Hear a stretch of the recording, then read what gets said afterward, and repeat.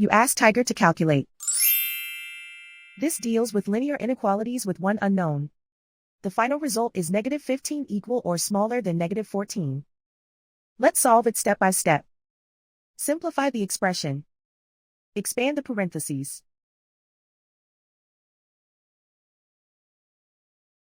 Simplify the arithmetic.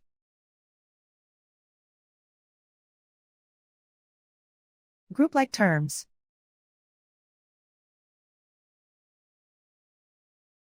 Combine like terms.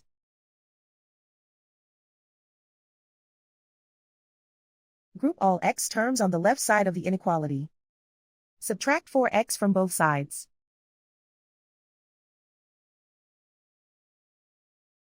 Group like terms.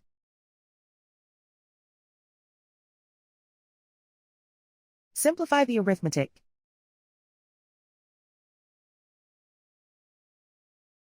Group like terms.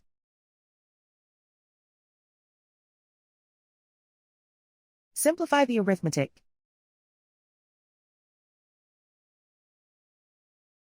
Plot the solution on a coordinate grid. And so the final result is -15 equal or smaller than -14.